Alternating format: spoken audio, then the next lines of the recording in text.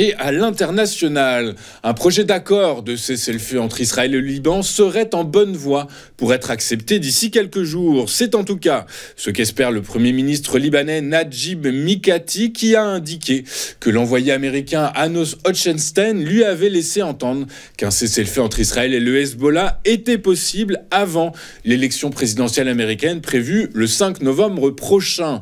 Par ailleurs, un projet d'accord aurait été leaked, c'est-à-dire dévoilé publiquement via des sources israéliennes. Le document révèle des engagements bilatéraux visant à instaurer un cessez-le-feu durable et à empêcher toute reprise des hostilités, en réglementant strictement les mouvements d'armes et en confiant la surveillance de la frontière au seul contrôle de l'armée libanaise.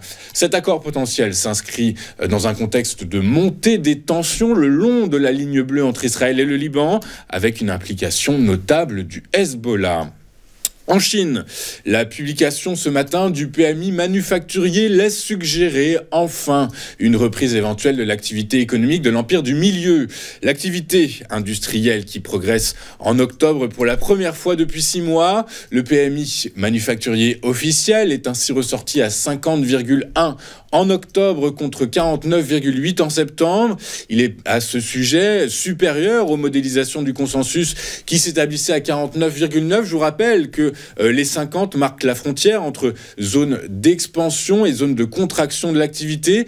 Pour les experts, c'est une bonne nouvelle puisque désormais, ils s'attendent à ce que la dynamique économique s'améliore modérément au 4e trimestre à mesure que les politiques monétaires et budgétaires s'assoupliront. Je vous rappelle que la commission permanente du Parlement chinois doit se réunir la semaine prochaine et devrait publier des détails sur la relance budgétaire après la fin de la réunion, c'est-à-dire le 8 novembre prochain. Toujours en Asie et sans surprise, la Bank of Japan a maintenu ses taux d'intérêt et ses prévisions d'inflation ce matin.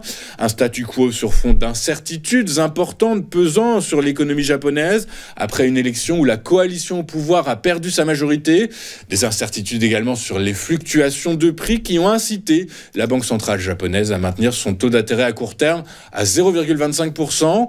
Elle a par ailleurs indiqué que la hausse des prix devrait se maintenir proche des 2% dans les années à venir. Notons également que pour le moment, aucune indication n'a été dévoilée sur le calendrier de la prochaine hausse de taux.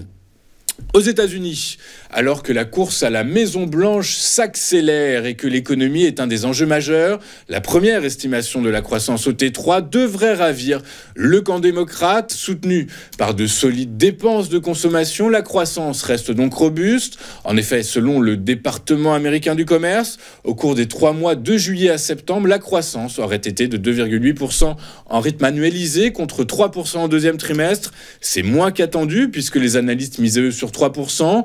Quant aux dépenses de consommation qui représentent l'essentiel de l'activité économique outre-Atlantique, elles ont progressé de 3,7% au troisième trimestre. La vigueur des exportations et les dépenses publiques consacrées à la défense ont également été des facteurs de soutien à la croissance. Pour autant, selon les experts, la croissance américaine devrait ralentir dans les mois à venir. Les consommateurs et les entreprises continueront à dépenser, mais de manière plus prudente dans un contexte de coûts et de taux toujours élevés. Les économistes anticipent pour le T4 une croissance comprise entre 1,5 et 2%.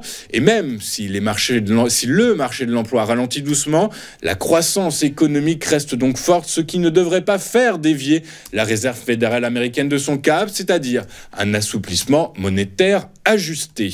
Toujours au chapitre de la croissance économique, mais en zone euro, cette fois-ci, l'Allemagne devrait éviter la récession grâce à une croissance timorée au troisième trimestre. Quant à la France, stimulée par les Jeux Olympiques de Paris, le PIB devrait repartir à la hausse au T3 selon une première estimation de l'INSEE. En Allemagne, donc, selon une première estimation publiée hier par l'Institut des Statis, le PIB aurait augmenté de 0,2% au troisième trimestre, déjouant les pronostics qui voyaient la première économie européenne entrer en récession, soutenue par les dépenses de consommation publique et privée, et alors que la consommation des ménages ménages reste faiblarde, la croissance reste cependant fragile. Selon les experts, il est donc encore beaucoup trop tôt pour parler d'un reversement de tendance outre-Rhin. En France, malgré une formation brute de capital fixe en recul, c'est-à-dire le niveau d'investissement des entreprises, mais soutenu par le rebond de la consommation des ménages, le PIB français devrait augmenter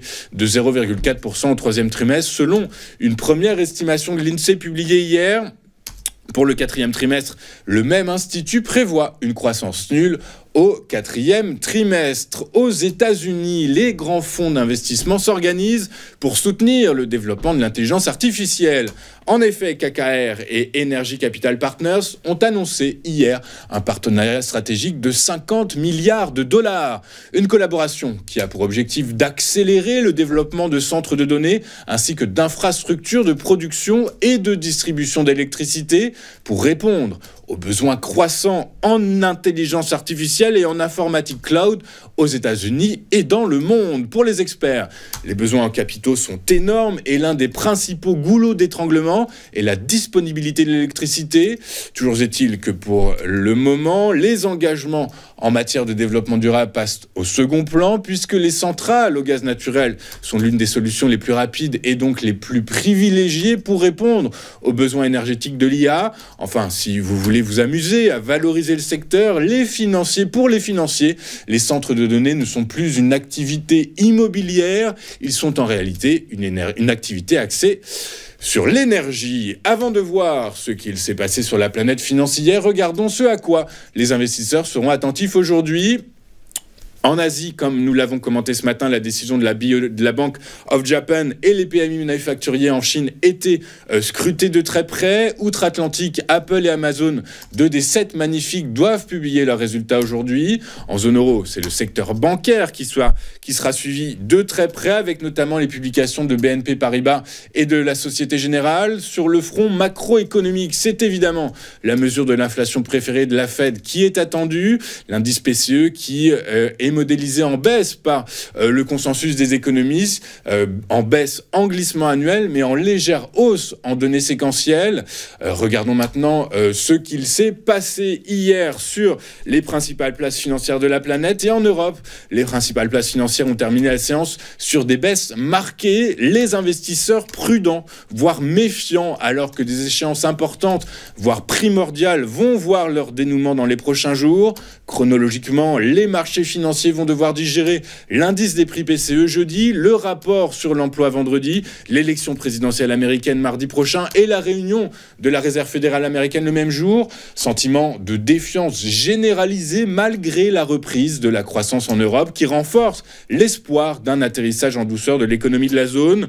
Le produit intérieur brut du bloc devrait en effet augmenter plus que prévu au troisième trimestre selon des données préliminaires d'Eurostat publiées hier.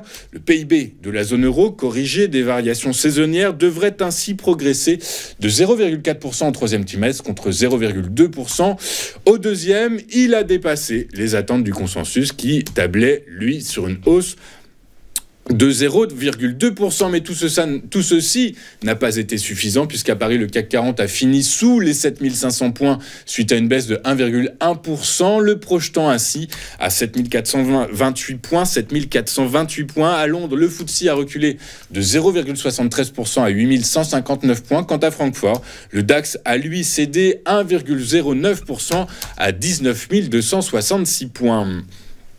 À Wall Street, alors que l'économie américaine continue de croître, les investisseurs américains se sont montrés prudents hier avant les résultats de Meta et de Microsoft après la clôture. Meta Platforms qui a fini en baisse de 2,2% hier en après-bourse. La société mère de Facebook qui a revu à la baisse son estimation de chiffre d'affaires pour le T4 et qui a annoncé une accélération significative de la croissance des dépenses d'infrastructure en 2025.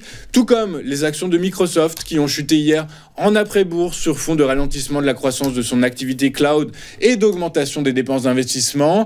Par ailleurs, les guidance décevants du fabricant de puces AMD, qui ont fait chuter son cours de 11%, ont entraîné tout le secteur dans son repli. Résultat, hier, Wall Street a fini dans le rouge. Le Dow Jones a reculé de 0,22% à 42 141 points. Le S&P 500 a lui cédé 0,33% à 5 813 points. Quant au Nasdaq Composite, vous vous en doutez, il a évidemment fini dans le rouge. Un rouge marqué puisqu'il a cédé 0,56% à 18 607 points. En Asie, ce matin, les marchés financiers ont clôturé en baisse après la décision, comme nous l'avons vu, de la Bank of Japan de maintenir son taux directeur à court terme à 0,25%. Le Nikkei a reculé de 0,5% à 39 081 points. Le Topix a cédé 0,3% à 2695 points. En revanche, l'indice Hang Seng de Hong Kong a lui grimpé de 0,35%. Sur le marché des taux souverains en zone euro, les rendements sont restés stables hier. Le rendement du Bund à 10 ans a reculé symboliquement de 0,1 point de base à 2,374%. Quant à son homologue à 2 ans, il a lui reculé de 0,3 point de base à 2,28%. À l'heure de la clôture en Europe, le rendement des bons du Trésor à 10 ans reculait de près de 3 points de base à 4,2462%. Quant aux 2 ans américains, il a lui cédé 2 points de base à 4,1394%. Enfin, sur le marché du pétrole, les prix ont rebondi hier, bien aidés en cela par des rumeurs laissant supposer que l'OPEP envisagerait de repousser l'augmentation de sa production, prix soutenu également par le rapport hebdomadaire de l'Agence américaine d'information sur l'énergie, qui a fait état d'une baisse de 500 000 barils des stocks américains de brut, alors que les analystes attendaient une hausse de 1,8 million. Dans cette ambiance, dans cet environnement, le prix du baril de Brent de la mer du Nord pour livraison décembre a gagné 2,01% à 72,55 $. Quant à son homologue américain, le baril de West Texas Intermediate de même échéance, il s'est lui étoffé de 2,08% à 68,61 $ l'unité. Nous allons marquer une toute première pause dans cette édition du 31 octobre et juste après, comme vous en avez l'habitude, nous retrouverons Éric Seban et son chrono DAX. À tout de suite sur Téléfinance.